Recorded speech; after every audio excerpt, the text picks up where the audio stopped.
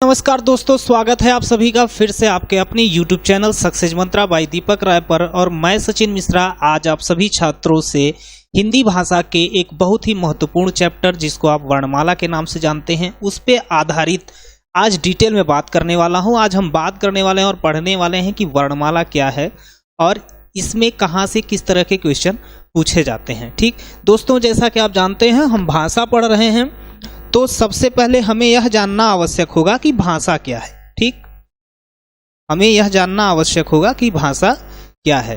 तो हम आज पढ़ रहे हैं वर्णमाला। ठीक है,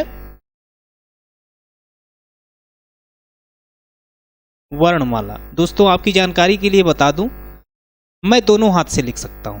आप सभी के कृपानुसार, ईश्वर की कृपानुसार मैं दोनों हाथ से लिख सकता हूं। आप मुझे एम्बीडेक्स्ट्रस बोल सकते हैं बिना किसी संकोच के। तो वर्णमाला जब हम पढ़ेंगे तो चूंकि भाषा है तो सबसे पहले प्रश्न बनता है कि भाषा क्या है। ठीक, भाषा क्या है। ठीक, भाषा से सबसे पहले प्रश्न बनता है। तो भाषा क्या है? भाषा आप जानते हैं कि जिन ध्वनि संकेतों के माध्यम से, ठीक, हम अपने वाणी विचारों को एक दूसरे तक आदान प्रदान करते हैं। ठीक, वह क्या है? भाषा है। ठीक है, भाषा तीन तरह से हो सकती है, एक लिखित तौर पे, एक मौखिक तौर पे और एक जो है सांकेतिक तौर पे। ठीक, तो भाषा क्या है?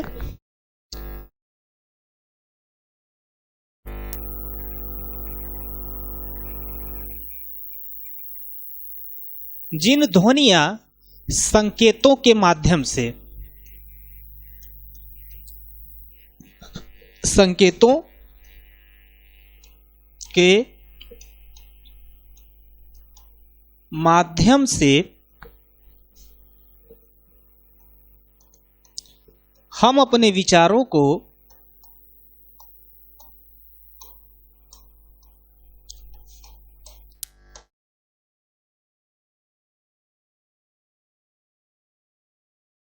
व्यक्त करते हैं। ठीक है, व्यक्त करते हैं।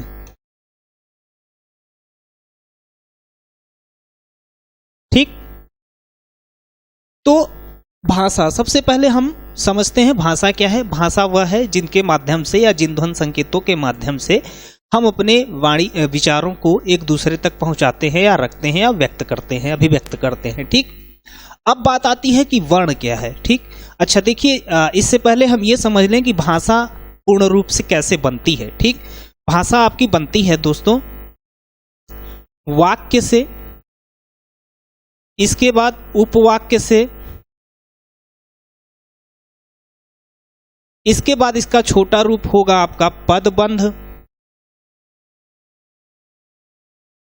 पदबंध। ठीक, इसके बाद आपका छोटा रूप होगा पद या शब्द कह सकते हैं आप इसे। ठीक, इसके बाद आपका होगा अक्षर। ठीक, इसके बाद आपका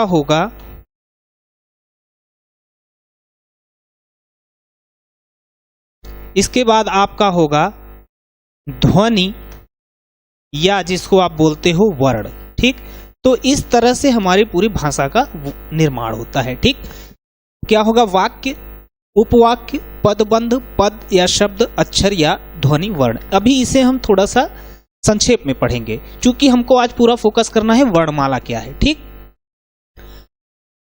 वर्ण से मिलता है आपका अक्षर, अक्षरों से बनता है आपका शब्द या पद, शब्द या पदों से मिलता है आपका पदबंध और पदबंधों से मिलकर आपके उपवाक्य का निर्माण होता है और उपवाक्य से मिलकर के आपके वाक्य का निर्माण होता है और इस तरह भाषा का निर्माण होता है। ठीक, चलिए अब देखिए, अब यह जान लेते हैं कि वर्ण क्या है। वर्ण क्या है? वर्ण भाषा की सबसे छोटी इकाई को आप बोल सकते हैं। ठीक है, भाषा की सबसे छोटी इकाई, यानी इससे और छोटी इकाई कुछ न हो सके, इससे और उसका खंडन न किया जा सके, उससे छोटा रूप और कुछ न बनाया जा सके। ठीक, भाषा की सबसे छोटी इकाई आपकी क्या है? वर्ण है। ठीक, जैसे आप ये मान के चलिए क, च, ट आदि। ठीक, अब आप इससे छोटा तो कुछ बोल नहीं सकते। क में यदि हलंत लगा दिए तो आप इससे क से छोटा तो कुछ बोल नहीं सकते। हालांकि ये बोलने में आपका अ जरूर आ जाएगा, लिखने के अनुसार ये शुद्ध है, आप इसको बोल नहीं सकते। ये जब भी आप बोलोगे उसमें स्वर ध्वनि आ ही जाएगी, अस्वर आ ही जाएगा। ठीक, तो यहाँ पे वर्ण क्या है, भाषा की सबसे छोटी इकाई को वर्ण या ध्वनि कहते हैं। याद रखेंगे, कभी कभी वर्ण की जगह ध्वनि भी रहता है, तो ध्वनि या वर्ण एक ही चीज है। ठीक, अब आपकी बात आती है कि वर्णमाला क्या है। ठीक, वर्णमाला क्या है, तो वर्णों के व्यवस्थित समूह को वर्णमाला कहते हैं दोस्तों। वर्णों के व्यवस्थित समूह को, वर्णों के व्यवस्थित समूह को वर्णमाला कहेंगे, वर्णमाला कहते हैं। ठीक है,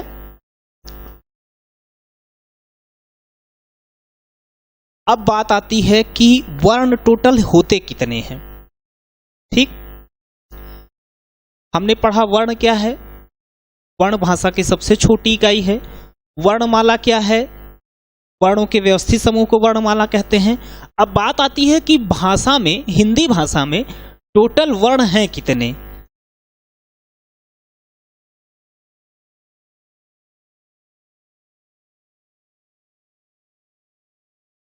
हिंदी भाषा में टोटल वर्ण कितने हैं, और यहां से क्वेश्चन कई बार पुटअप होते हैं, कई बार यहां से क्वेश्चन आपका पूछा जाता है।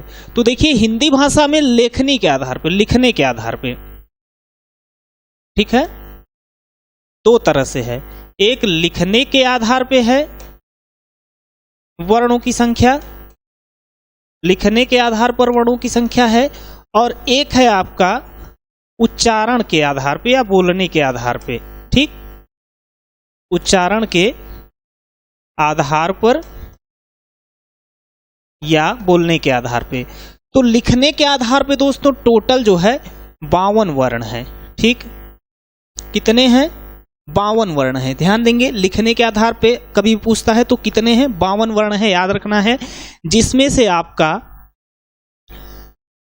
13 स्वर है, 13 स्वर है।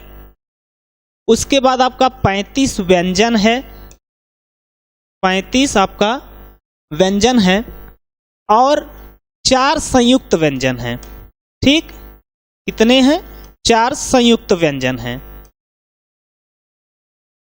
ठीक, लेकिन उच्चारण के आधार पे जब आप वर्ण देखते हो तो उच्चारण के आधार पे आपके टोटल 45 या 45 वर्ण हैं। ठीक, कितने हैं, 45 या 45 हैं, जिसमें से 10 स्वर हैं आपके और 35 व्यंजन हैं। ठीक, 10 स्वर हैं आपके और 35 व्यंजन हैं। ठीक, अब ध्यान देंगे कि जो वर्णमाला है इसमें वर्ण जो है वो कितने प्रकार से हैं। ठीक, तो वर्ण जो है वो 2 प्रकार से हैं। एक तो आपका होता है स्वर, स्वर, दूसरा आपका होता है व्यंजन। ठीक, स्वर और व्यंजन। ठीक, तो हम सबसे पहले पढ़ेंगे स्वर क्या है। ठीक, और ये कहां कहां से बोले जाते हैं, इनका उच्चारण स्थान कहां कहां होता है। ठीक, तो स्वर आप जब ध्यान देंगे, स्वर पढ़ेंगे। ठीक, तो स्वर के बारे में हम कह सकते हैं कि स्वर ऐसे वर्ण हैं जो बिना किसी दूसरे वर्ण की सहायता से बोले जा सकते हैं, यानी स्वतंत्र रूप से बोले जाने वाले वर्ण, स्वतंत्र रूप से बोले जा सकने वाले वर्ण हैं।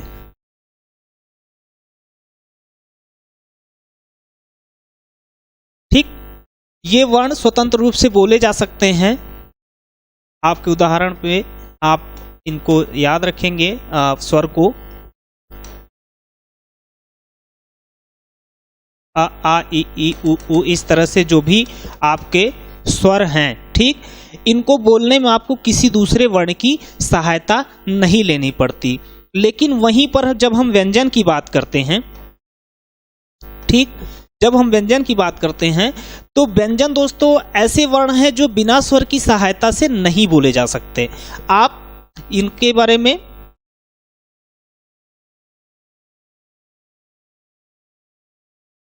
बिना स्वर की सहायता से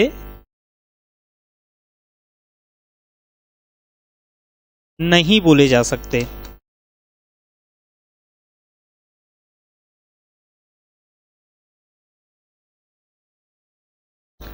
आप कोई भी वर्ण उठा के देख लो, आप क बोलो, ठीक, आप क बोलो और इस क में आप पाओगे कि इस क में जो है आपका अ जुड़ा हुआ है, ठीक, क में आपका अ जुड़ा है। इस तरह से कोई भी वर्ण ले लो, च ले लो आप, ठीक, इसमें भी आपका अ जुड़ा हुआ है।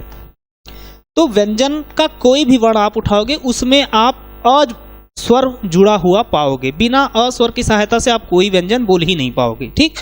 तो समझने वाली बात क्या है कि स्वर क्या है, वे वर्ण जो बिना किसी दूसरे अक्षर की सहायता से बोले जा सकते हैं, स्वर कहलाते हैं। और जो वर्ण स्वर की सहायता से बोले जाते हैं या बिना स्वर की सहायता से नहीं बोले जा सकते, वे क्या कहलाते हैं, व्यंजन कहलाते हैं। बस इतनी सी बात है। स्वर और व्यंजन के बारे में आपको यही ध्यान देना है कि स्वर स्वतंत्र रूप से बोले जा सकते हैं जबकि व्यंजन स्वतंत्र रूप से नहीं बोले जा सकते। इनको बोलने के लिए स्वर की सहायता की जरूरत पड़ेगी। चलिए अब हम डिटेल में पढ़ेंगे स्वर के बारे में, ठीक।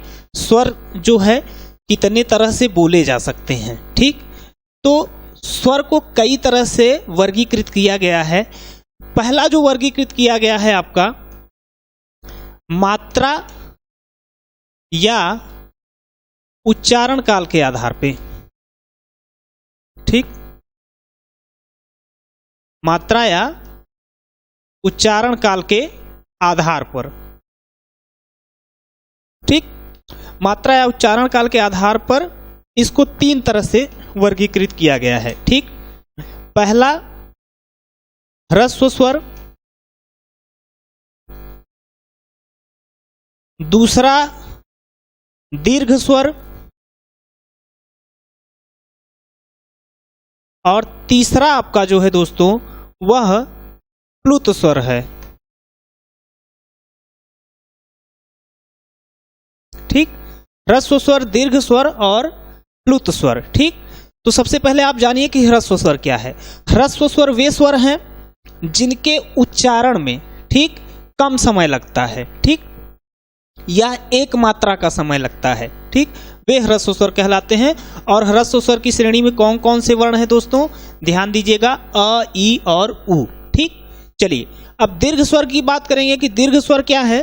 तो जिनके उच्चारण में ह्रस्व स्वर से ज्यादा समय लगता है या दो मात्रा का समय लगता है उन्हें दीर्घ स्वर कहते हैं। और दीर्घ स्वर की श्रेणी में कौन कौन से वर्ण हैं आप देख सकते हैं।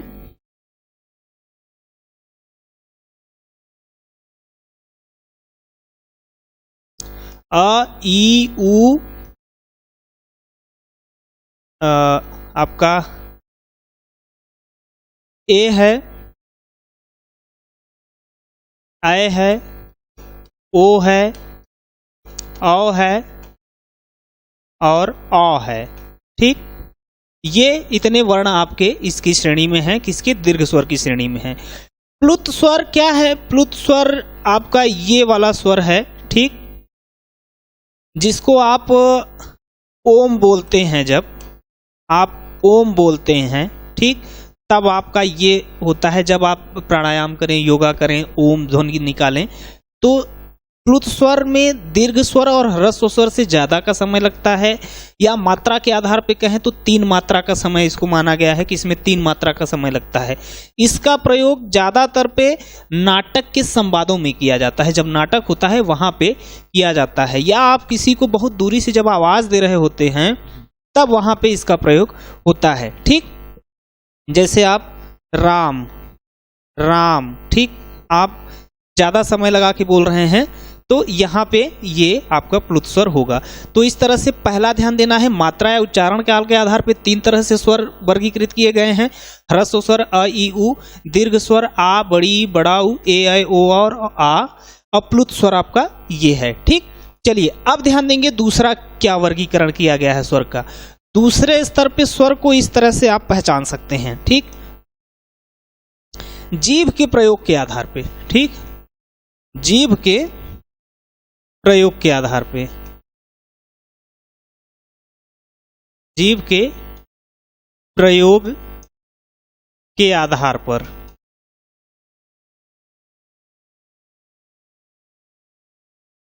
ये आपका स्वर का दूसरा वर्गीकरण है।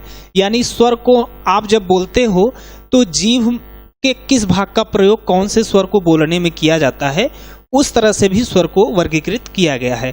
तो जीभ के प्रयोग के आधार पे आपका जीभ का 3 तरह से भाग काम करता है। एक अग्रभाग काम करता है, अग्रभाग। दूसरा दोस्तों करता है मध्य भाग, और तीसरा करता है पश्च भाग। अग्रभाग, मध्य भाग और पश्च भाग। ठीक, अग्रभाग पे यानी कौन सा वर्ण है जो अग्रभाग पे काम करता है, ध्यान से देखेंगे।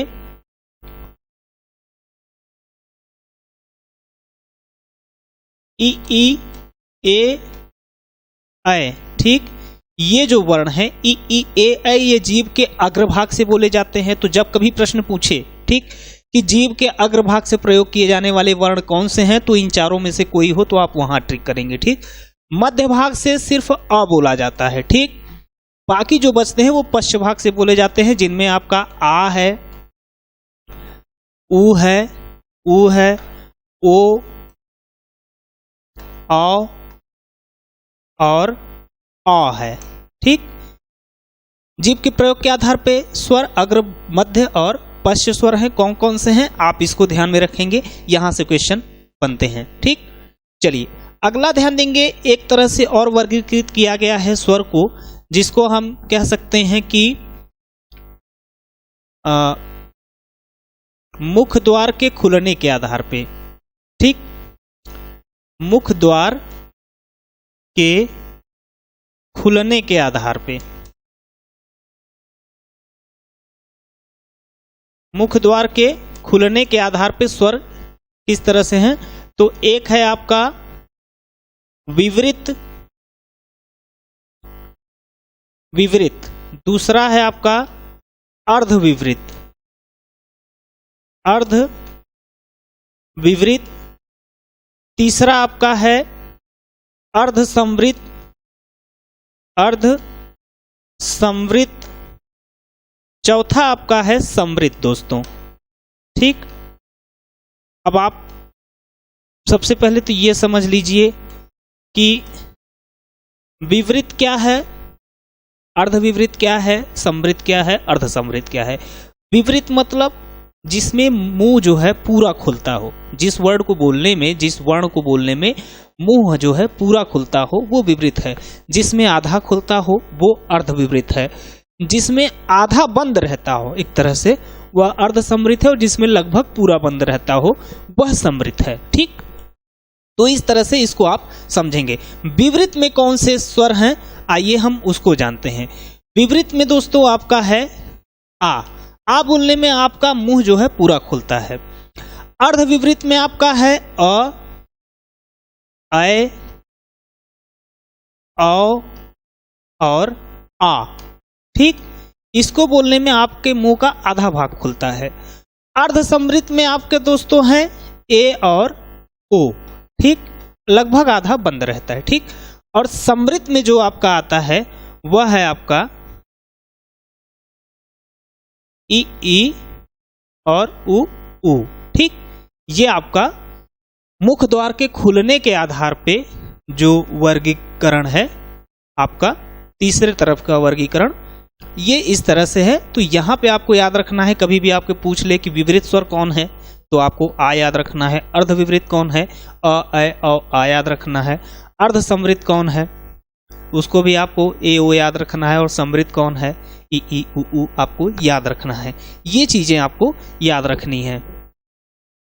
चलिए नेक्स्ट ध्यान देंगे हम, स्वर को एक और तरह से वर्गीकृत किया जा सकता है और उसको बोलते हैं होठों के प्रयोग के आधार पे। ठीक, आप इसको एक तरह से और कर सकते हैं। ठीक, आप ये जो है होठों के प्रयोग के आधार पे,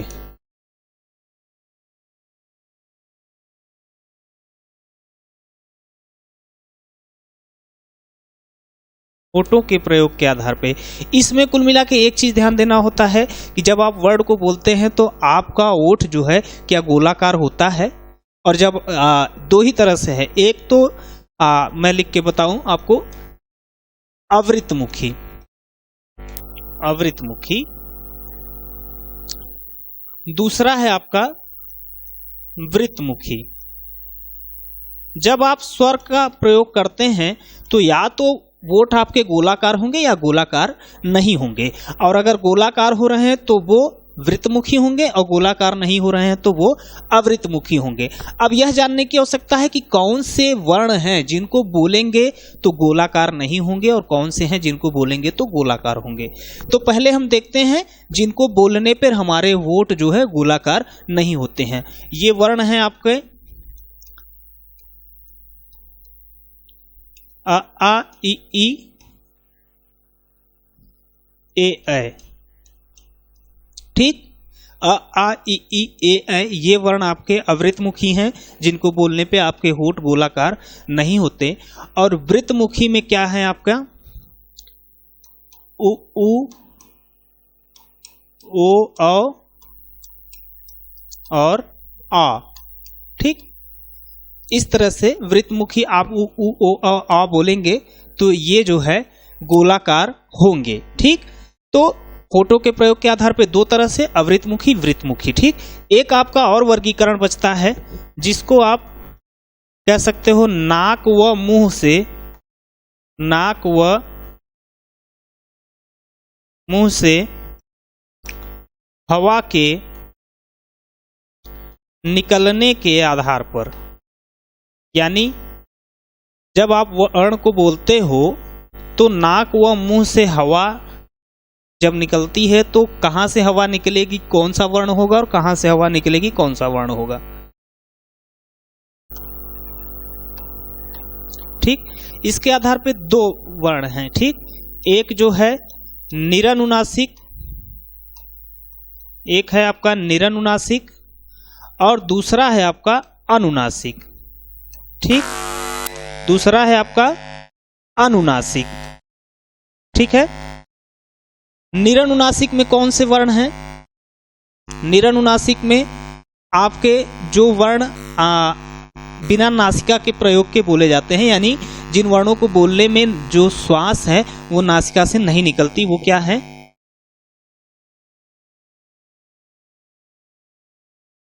अ आ इ ई आदि जो स्वर हैं, ठीक, ये हैं। और अनुनासिक में आपका कौन सा स्वर है?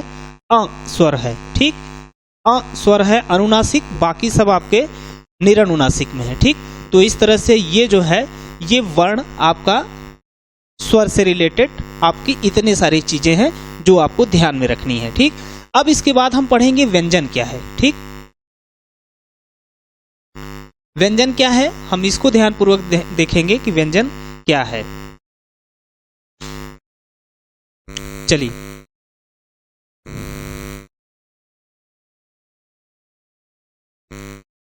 अब बात करते हैं दोस्तों व्यंजन की। ठीक,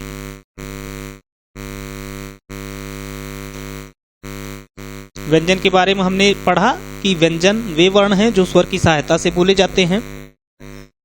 व्यंजन का आप वर्गीकरण पढ़ेंगे कि व्यंजन को कितने प्रकार से बोला जा सकता है। ठीक, तो व्यंजन को एक है स्पर्श व्यंजन।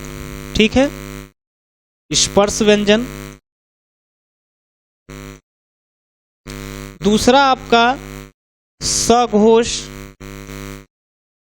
या अघोष व्यंजन कह सकते हैं, सॉरी, सघोष और अघोष। ठीक, या इसको मत लीजिएगा, ये दो तरह से है। चाहता तो मैं इसको अलग अलग लिखवाता कि एक सघोष एक अघोष है, ठीक। तो मैंने सघोष और अघोष को ऑब्लिक देके लिख दिया है। आपको याद रखना होगा सघोष वर्ण कुछ अलग हैं, अघोष वर्ण अलग हैं, ठीक। तो सघोष अघोष। और तीसरा है आपका अल्प प्राण महाप्राण। अल्प प्राण महाप्राण। दोस्तों आप प्राण शब्द से विचलित मत होइएगा कि ये प्राण शब्द जुड़ा है, क्या है। प्राण का मतलब सिर्फ वायु से है, हवा से है। यहाँ प्राण का जो तात्पर्य है वह हवा से है, ठीक है। चलिए सबसे पहले पढ़ेंगे हम स्पर्श व्यंजन कितने तरह से बोले जाते हैं, कहाँ कहाँ से बोले जाते हैं। स्पर्श व्यंजन के बारे में आपको थोड़ा सा बताना चाहूंगा। स्पर्श व्यंजन का मतलब है कि जब हम वर्ण को बोलते हैं तो वर्ण हमारे फेफड़ों से निकलते हुए मुंह के कौन कौन से भाग से होते हुए जाती है। यानी जैसे हमने क बोला तो क जब हम बोलते हैं तो हमारे फेफड़े से जब वायु निकलती है तो मुंह के कंठ भाग से होते हुए निकलती है, तो क कंठ वर्ण है। अगर मैंने च बोला तो वह तालु भाग से होते हुए निकलती है, तो वो तालु वर्ण है, ठीक। तो इस तरह से स्पर्श व्यंजन का मतलब है कि जब हम वर्ण बोलते हैं तो हमारे फेफड़ों से निकलते हुए मुख के कंठ तालु मूर्धा दंत आदि भाग से होते हुए निकलती है। तो कौन से वर्ण कहाँ से निकलते हैं उसको हमको इसमें पढ़ना है, ठीक। तो आइए मैं स्पर्श व्यंजन की तालिका बनाता हूं और आपको स्पर्श व्यंजन के बारे में पूरी चीजें बताता हूं डिटेल में, ठीक। स्पर्श व्यंजन के बारे में आप यहाँ मैं आपको एक तालिका बना रहा हूं, के टी एम डी ओ, ठीक। ये एक छोटा सा तालिका है जिससे आपको ज्यादा से ज्यादा चीजें आपको समझ में आ जाएंगी। के का मतलब होता है दोस्तों कंठ, ठीक है, यानी कंठ से बोले जाने वाले वर्ण। तालु का मतलब होता है, टी का मतलब होता है तालु, ठीक, यानी जो वर्ण तालु से बोले जाते हैं।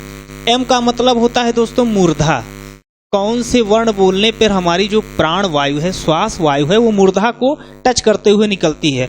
और डी का मतलब है दोस्तों दंत, ठीक, यानी कौन से वर्ण है जिनको बोलने पर हमारी जो श्वास वायु निकलती है वो दांत से होते हुए निकलती है। और ओ का मतलब है दोस्तों ओष्ठ, ठीक है, ओष्ठ। ये चीजें ध्यान में रखेंगे। देखिए कंठ से आपका निकलता है दोस्तों अ, आ, अह, क वर्ग, क वर्ग और ह, ठीक। यानी ये वर्ण कभी भी पूछे कि ह कहाँ से बोला जाता है या कौन सी ध्वनि है तो कंठ ध्वनि है, अ कौन सी ध्वनि है तो कंठ ध्वनि है, आ कौन सी ध्वनि है तो कंठ ध्वनि है, अह कौन सी ध्वनि है तो कंठ ध्वनि है। और क वर्ग के अंतर्गत कौन कौन से वर्ण है, क ख ग घ अंग, ठीक। ये कौन सी वर्ण है या ध्वनि है, ठीक, तो ये कंठ ध्वनि है, ठीक। अब तालु से हम देखेंगे क्या क्या बोला जाता है।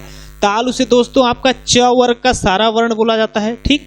च वर्ग में च छ ज झ य और आपका स्वर ई बोला जाता है, अंतस्थ व्यंजन य और श बोला जाता है, ठीक। तो ये चीजें तालु से बोली जाती हैं, च वर्ग ई य श, ठीक, ध्यान रखेंगे। मूर्धा यानी एम से बोले जाने वाले वर्ण कौन से हैं दोस्तों, आपका ट वर्ग है, यानी ट ठ ड ढ ढ, ट वर्ग है, आपका री है और ये श है, ठीक। ये इतनी चीजें मूर्धा से बोली जाती हैं। दंत से कौन सा बोला जाता है, दंत से ध्यान देंगे आपका त वर्ग है, ठीक, और ये स है आपका जो दंत से बोला जाता है। ओष्ठ से ध्यान देंगे, ओष्ठ से कौन कौन से वर्ण बोले जाते हैं, तो ओष्ठ से दोस्तों आपका बोला जाता है उ और प वर्ग, ठीक है, उ और प वर्ग आपका ओष्ठ से बोला जाता है।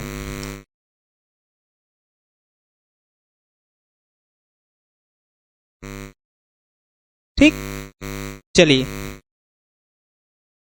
और कुछ चीजें हैं मैं आपको डिफाइन कर देता हूं। यहां पर उसको मैं आपको क्लियर कर देता हूं। कुछ वर्ण और बचते हैं जिनको हमको पढ़ना है, ठीक, कहां से ये बोले जाते हैं। अब इसके बाद आपका बचता है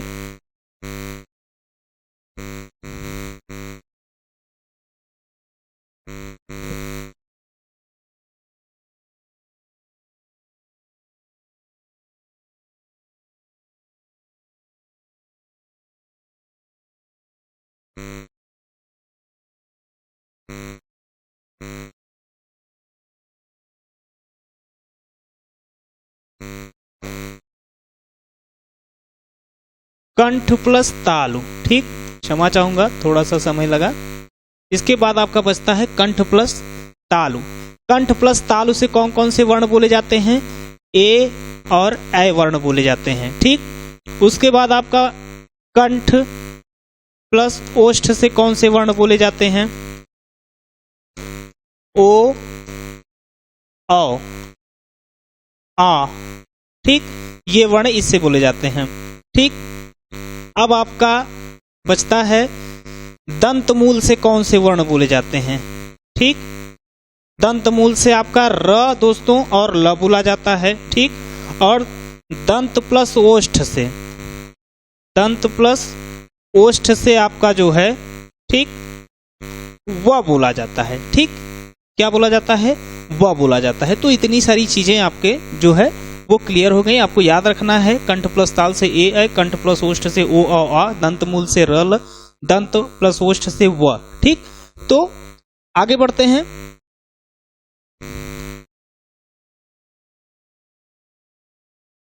आगे बढ़ते हैं, देखते हैं। चलिए,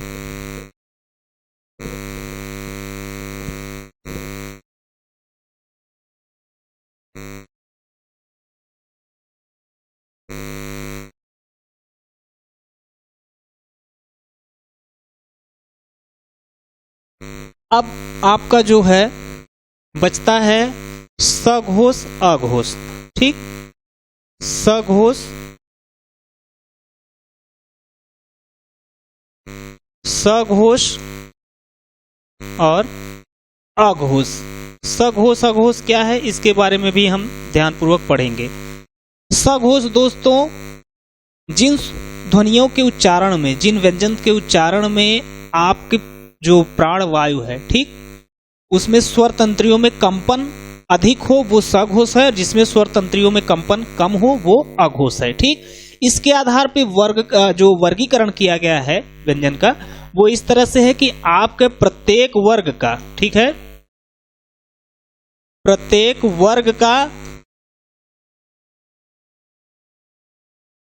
तीसरा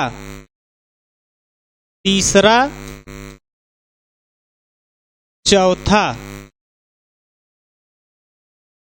और पांचवा जो व्यंजन है,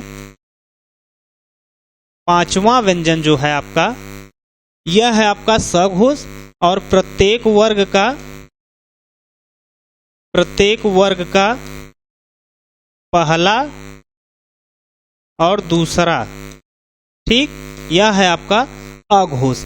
यानी अघोष कौन कौन से? प्रत्येक वर्ग का पहला दूसरा क ख च छ ट ठ त थ प फ। सघोष आपका ग घ ङ ज झ य, और इस तरह से जो भी वर्ण हैं आपके, वो आपके सघोष में आएंगे। ठीक, तो ये तो क्लियर हुआ आपका सघोष और अघोष। अब बचता है आपका अल्प प्राण, अल्प प्राण और महाप्राण। ठीक, प्राण का मतलब हमने आपको बताया वायु से है। जिन ध्वनियों के उच्चारण में कम श्वास वायु की जरूरत होती है वो अल्प प्राण होते हैं, और जिनके उच्चारण में अधिक वायु सांस की जरूरत होती है वो महाप्राण होते हैं। ठीक, तो यहां पे ध्यान देंगे, अल्प प्राण कौन से वर्ण होते हैं? आपका जो है पहला, प्रत्येक वर्ग का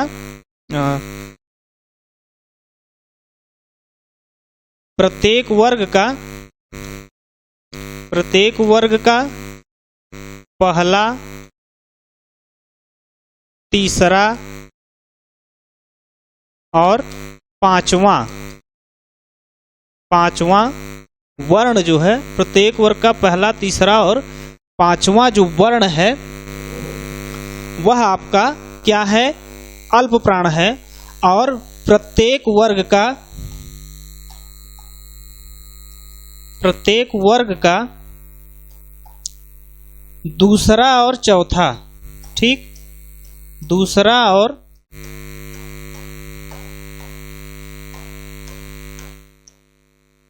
चौथा वर्ण जो है आपका, प्रत्येक वर्ग का दूसरा और चौथा वर्ण आपका क्या है, महाप्राण है। ठीक, तो ये तो हुआ आपका अल्प प्राण और महाप्राण। इसके अतिरिक्त भी कुछ चीजें बचती हैं जो हमको ध्यानपूर्वक पढ़ना है। ठीक, इसके अतिरिक्त क्या है, ध्यान देंगे। इसके अतिरिक्त आपका बचता है क्या है, अंतस्थ व्यंजन क्या है। ठीक, अंतस्थ व्यंजन क्या है। ठीक, उच्छिप्त वर्ण या उच्छिप्त या द्विगुण व्यंजन। ठीक, द्विगुण व्यंजन आपका क्या है। और बचता है आपका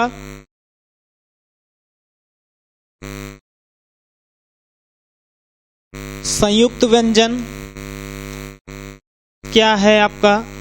और आपका बचता है ऊष्म व्यंजन क्या है। ठीक, ऊष्म व्यंजन क्या है। ठीक, ये चीजें आपका एग्जाम में पूछता है। तो अंतस्थ व्यंजन दोस्तों होता है य, र, ल और व। उच्छिप्त या द्विगुण व्यंजन है आपके ड़ और ढ़। संयुक्त व्यंजन है आपका